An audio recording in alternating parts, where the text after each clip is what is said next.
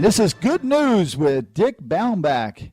I'm Jeff Heiser from Success and Intentional Lifestyle, and I have Mr. Baumbach here and his good news. How are you, Dick? I am doing great, Jeff, and I've got some good news this week. That is fantastic. You know, last week you told us that you were going to lead in with something about the media refusing to do something.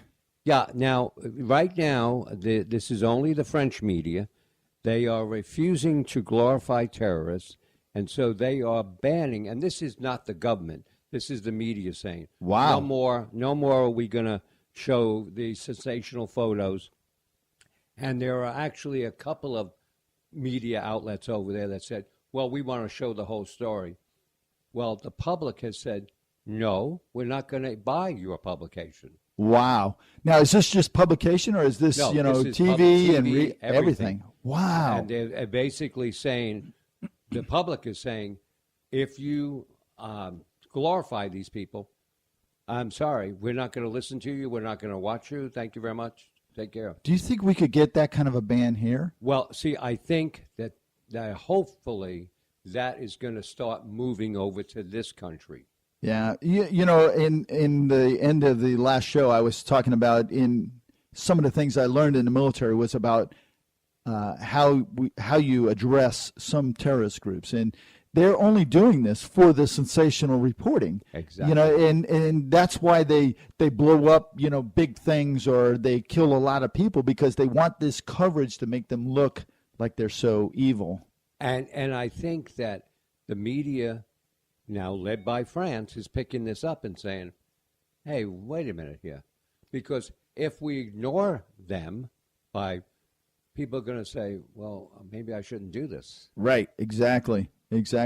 And let me ask you a question. Do you think that some of the people that like leave our country to go be with these different groups are doing it because of the sensationalism?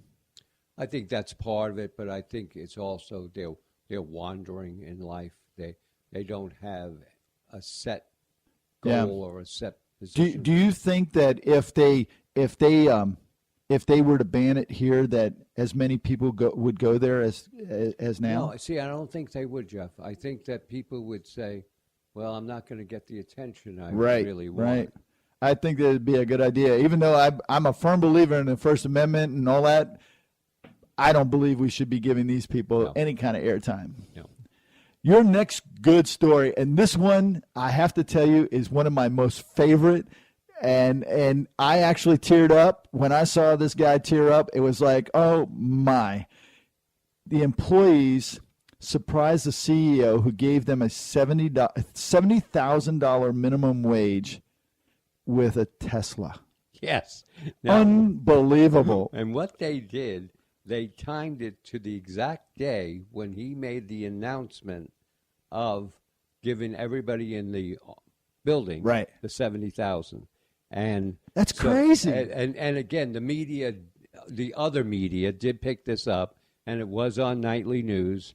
But I thought we should let the world know that this was a good news story. Now, the interesting thing about it is that, you know, initially when this guy did that, some of the people on Wall Street said, oh, this company's going to go gone. I remember that. Okay. Yeah. Well, he's made a mistake. This will never work. Right. And guess what's happened? He has doubled the amount of money. Unbelievable. He is now, it's almost doubled. In the past year, he went from $3.5 million to $6.5 million. Wow. And more companies are signing up with him because they say, hey, I'll go with this guy. Yeah. And by the way, his company is called Gravity, and this is a free commercial for this man. Well, you know, think about this, Dick. There's a couple of things. First, you have to invest money to make money, right? Right. So who are you going to invest in if you're a CEO? You're going to invest in your company, right? What is your company? Exactly. It's not the product, it's the people. Exactly. And so he invested in his company, in the most important part of his company. It's crazy. Now, I would like to say, Jeff, if you ever would like to give all your employees $100,000, I would sit here 24 hours a day. Well, actually, I was thinking 70, but I have to have everyone sign a paper that says, I will get a Tesla. A Tesla or that Corvette that they tested out at the Space Center this past week that goes over 210 miles an hour, right. That is all electric. Yeah. I don't know if you saw that, but they said that car costs over $1 million is what they're going to sell it for. But, by the way, and just one last thing. This gentleman's name, so we know, because we need to salute him, is Dan Price. Dan Price. He's the man that owns Gravity, and we salute him for what he look him up, listeners. Dan Price of Gravity, and he's getting some free press from us today. Yes. I would love to have him on Success and Intentional Lifestyle and do an interview with him. Sure. I hope he's listening. Dan Price, hey, if you're listening. And please bring a Tesla for Jeff, too. I would like to drive your Tesla. Your next story is about Michael Jordan. And, there was a point in time where I didn't care for him very much. I recognized his skills and what have you, but I just didn't know if he was really the real deal. He is really the real deal. He certainly with what he just did is amazing. Why don't you tell us, Dick? Okay. What he did is he wanted to build. He's been quiet, as we all very know. Quiet. He wanted to build trust again between the black community and police. So he gave $2 million out of his own pocket, $1 million to the police benevolent, $1 million to the black organizations, so that they can start coordinating with each other how they can help each other. That's unbelievable. And he basically, Michael said that, as far as he was concerned, he knows he's been quiet, but he couldn't keep doing this any longer because he has a personal thing with this. In 1986, his dad was murdered. Wow. And by the police? No, not by the police, but they two people who murdered his dad. He's never obviously forgotten it. Right. They are serving life terms in prison. He said, so I know what it's like to go through this trauma. It's the old saying, the proof is in the pudding. And the people that speak the loudest aren't not necessarily the people that make the biggest difference. Exactly right. And this is a perfect example of making a big difference in a big way. Now, one thing I want to give you, though, as a side to make this good news happy. Yep. I found this out years ago, and I, as you know, I don't have too much hair because I wanted to follow Michael. But what I discovered, but you can't jump. Well, I used to play basketball. But anyway, what I found out is Michael, if you remember, he was one of the first guys to be totally bald at a young age. Well, what Michael did is when he traveled the country with the Chicago team, he had a personal barber who cut his hair every day. The barber was paid $3,000 a week. Wow. To travel with Michael to cut his hair. Now, I don't want to say anything, Jeff, but I do my own hair. No, I know who does your hair.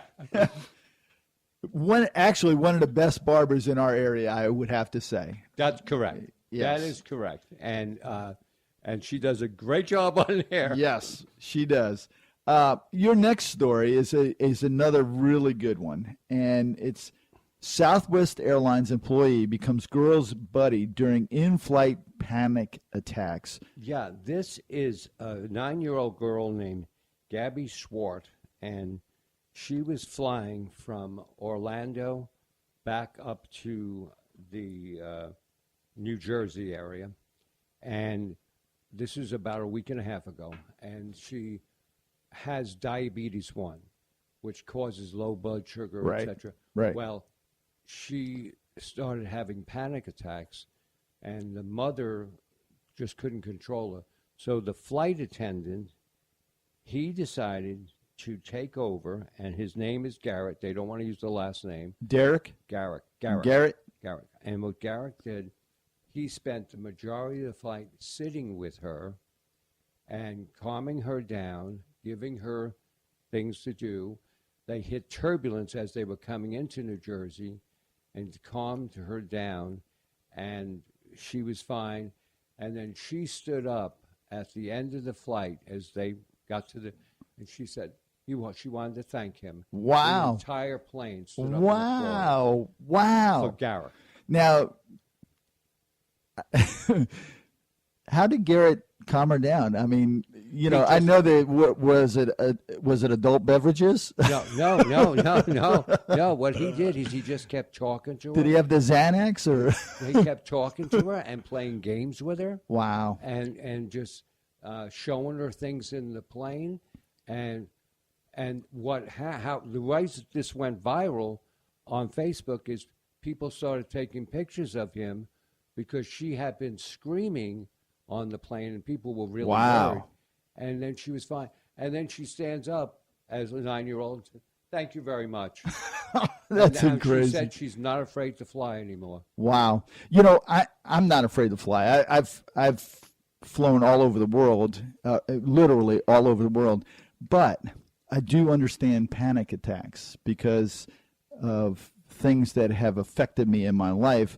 I do get into a panic mode, very high anxiety. And my wife, she has learned over the years how to bring me down. And it's like sometimes, it's a little bit more difficult, but all she does is she just starts talking to me and she won't stop.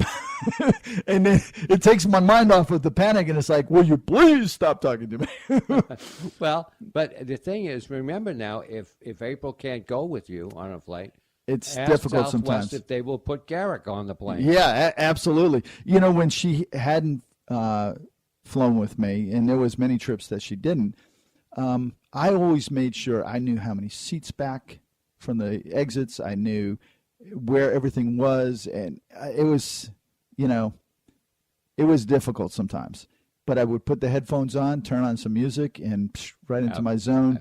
And, sometimes I would relax. Most of the time I was always on watch.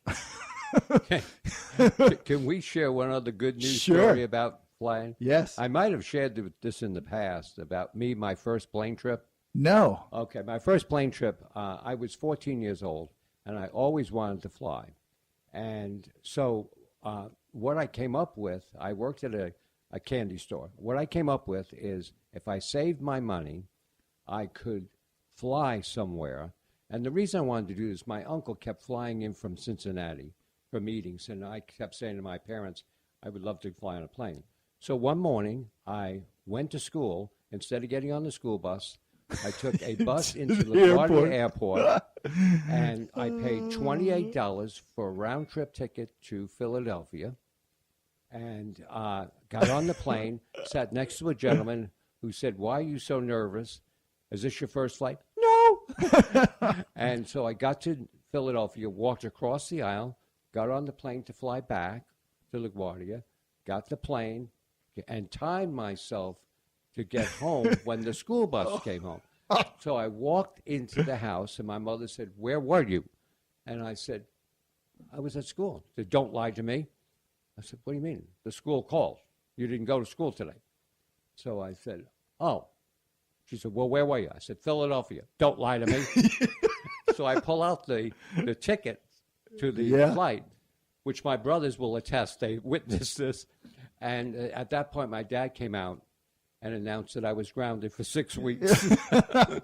You can't do that anymore. No. There's no way that you could do that. But back then, I could do it. Yeah. Back then, they didn't have security checks. Right. Everybody could walk right up to the gate. You could literally get on the plane. Get on a plane. And $28 round trip. That's incredible. You can't even buy a dinner in the airport anymore for $28. But don't say how old I am. I'm under the age of 28. Yeah. No, he really is. So, well, what a great week in good news. And as always, we greatly appreciate you being here on Talk Network Radio. And thanks so much, Dick Baumbach, for bringing us the great good news for the week. Thank you, Jeff. Talk to you next time.